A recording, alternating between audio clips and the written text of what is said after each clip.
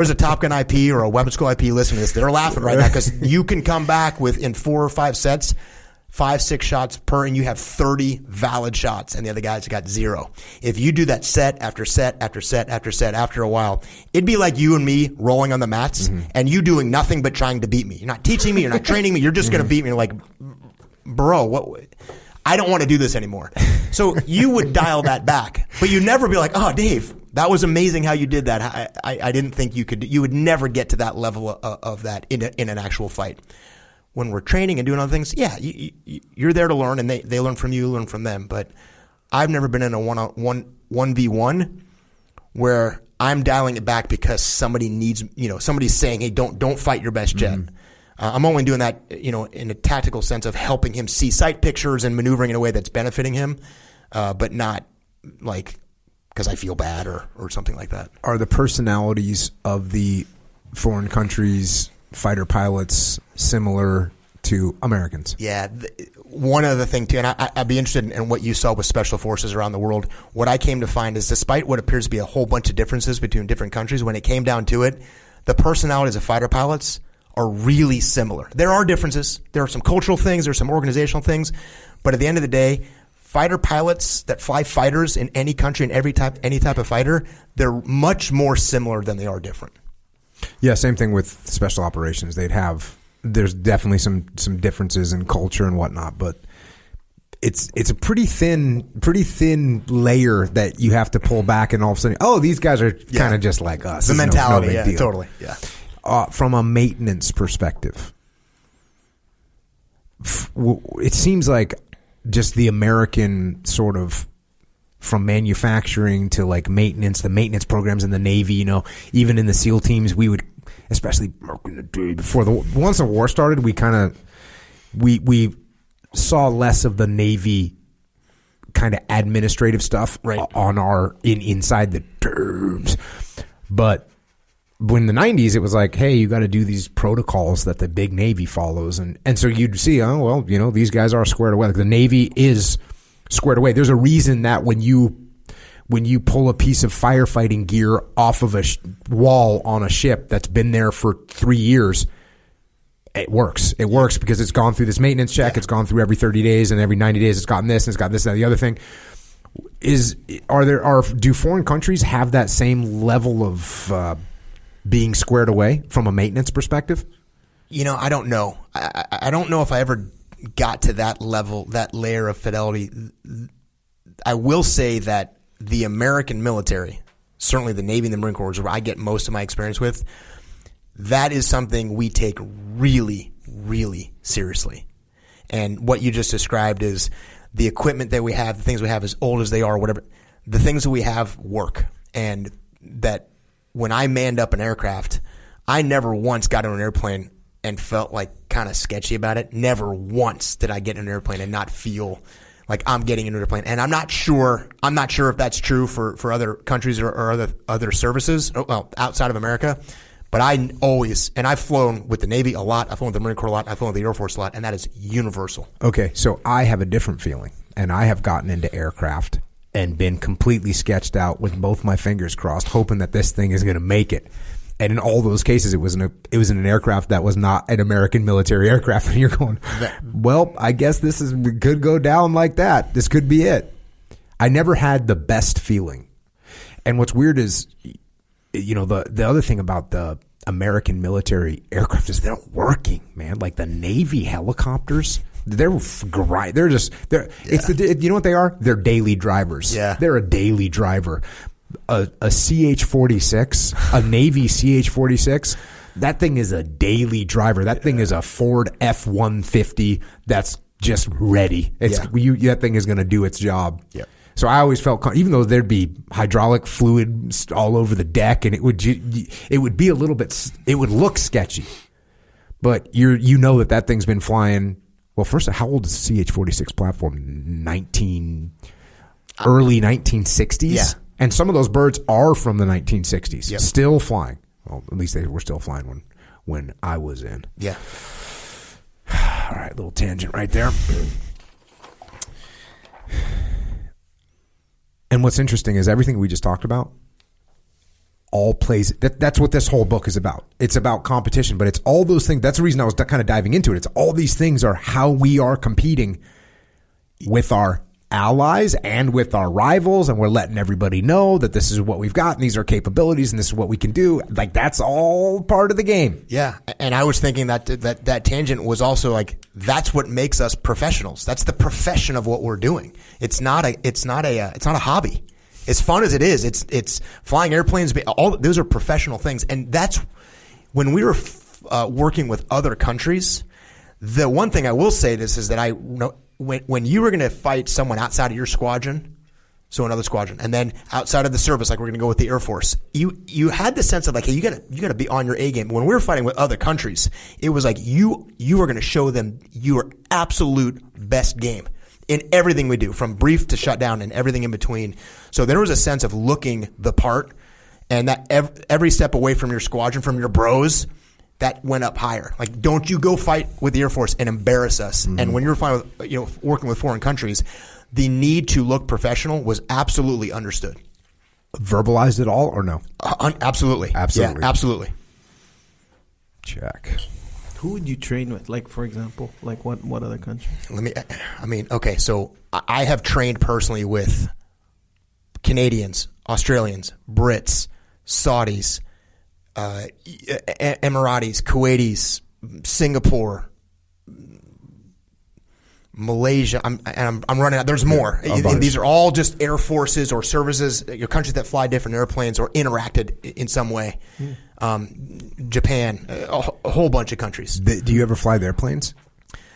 So you said something, I'm kind of laughing at it, and I didn't know we were going to circle back to it. Every single time you go do this, kind of the last day or two, you have some graduation thing, and they're always offering, hey, you jump in and remember, I flew single-seat airplanes, so it wasn't always that we could do that. But if there's a two-seat jet or something, we always offering, and they're always offering us, hey, jump in the back seat.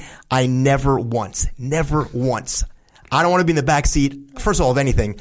Certainly not of a former Soviet Union MiG-29 that's, wow.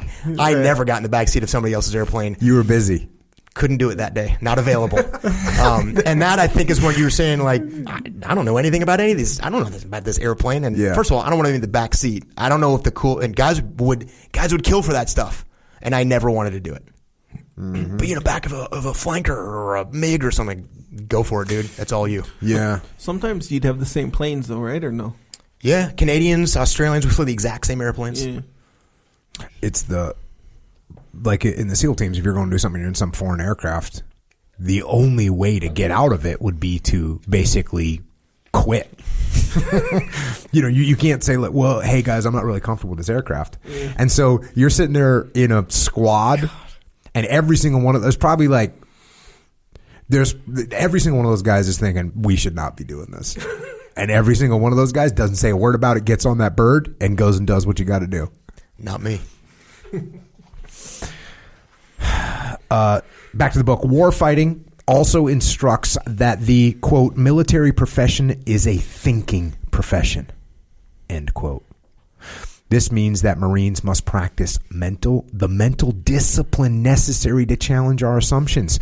As professionals, we need to dispassionately assess the environment and make certain we are setting the pace for our competitors. I was on with a client the other day, and well, the lead into the question that I got asked was, well, in the military, of course, it's a very hierarchy structured thing, and what you want is people that all think the same way. That was the lead into the question. Right, so then he asked the question, and then I had to start with, well, let me just tell you that the last thing I want on my team is a bunch of people that think the same way I do. Right. Actually, I want a bunch of people that push back and think different thoughts and see different perspectives than me. And so here's the Marine Corps quoting from their manual number 1, which is called Warfighting. Military profession is a thinking profession. And it takes discipline to challenge our own assumptions. Again, it's totally, it's the complete opposite of what everyone thinks the Marine Corps is. Everybody thinks we want every Marine to think the same. No, you don't. We want them to we're being instructed to challenge our own assumptions. Yeah, I like that connection too. You were talking earlier about wanting to see this thing connect back to humility, which was that sentence kind of started this, and that there is there's an undeniable connection there. The mental discipline necessary to challenge our own assumptions, the humility that it takes to go and look at your own guess, your own assumption and go, I might be wrong. The humility inside of that, and they're calling it mental discipline, but those two are completely linked. And even if you just think about the things you say, the self-discipline it takes for you to do the things that you do, as disciplined as you are, the reason you do it is that you don't want to get complacent. You don't want to get comfortable. You don't want to get weak. So you have the mental discipline to do that. And that is humility. Because if you don't have, you're like, I can skip a day. Yeah, I can skip a couple of days, whatever. Either a lack of mental discipline or a lack of humility will lead you to not challenge your assumptions and just think that everything's going fine and we'll just go through with it. My plan's good to go. Yeah. Next section is education. But before we go into this next section, let me ask you this. Do you remember when I was talking about diving and not wanting to be the buddy? Yeah, totally. So that was, I think, when we were talking about, and I was just, the single seat mindset of my experience. Is it a similar thing where if you're in the back seat, you're just kind of not in control and you're not much to do and you're sort of... Yeah, I mean, that was for me. And there were guys just like me that had no problem sitting in the back seat. If you lined up like 10 fighter pilots today and like, hey, do you want to go fly in the back seat of an authentic P-51 from World War II? 9 of them would be in there like this, and I would say no thanks. So it could even be 100 or 99 of them would say, I'll be in there. Just about everybody. I want to get in there. I'm not even a freaking pilot. Yeah, and I understand the historical significance of it. And I'm not even sure it's rational to even think that, but I never, ever, ever, even wanting to fly a 2-seat airplane, I didn't want to do that because I didn't want people looking at me like, hey, what do you like? Hey, I got this, and that's all young stuff. I mean, I think I've outgrown that in some ways, but there is an absolute uniqueness of being alone in an airplane. There's something about that. There's something unique about that. I got a big smile on my face right now. So there's a, I'm not even 100% sure about this, but I'm 99. And this is why I describe every time you say single seat. Every time you're like, well, it's a single seat. There's a Ferrari sports car, which is one of the most expensive Ferraris that you can get. It's nuts. It's got 10 million horsepower and it can do the whatever. And it's a single seat car. And I'm going to have to fact check this. The name of the car is Egoist. That's the name. It's like something ego. That's the name of the car. Totally. I'm in this thing by myself. There's not even anyone else coming in here. It's not possible. This is all about me. Well, think of the ego. I mean, if you want to think about even just me, think of the ego of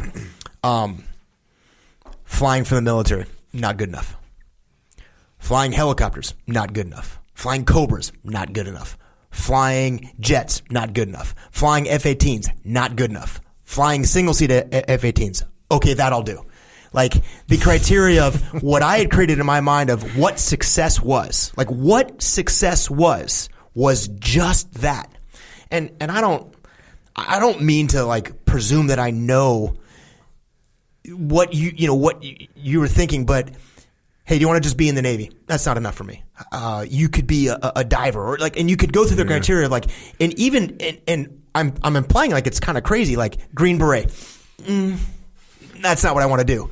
Like, Jocko, you know how many people would kill to say they're Green Berets? Like, yeah, I understand that, but that's not what I want.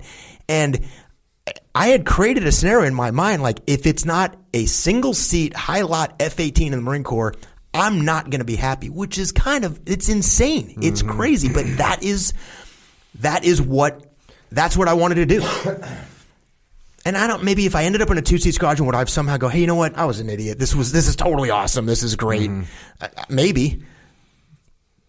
But the ego, the power of the ego going. And I think not to defend myself too much, but I think it's a little bit different than arrogance. The ego and the arrogance, the flaunting of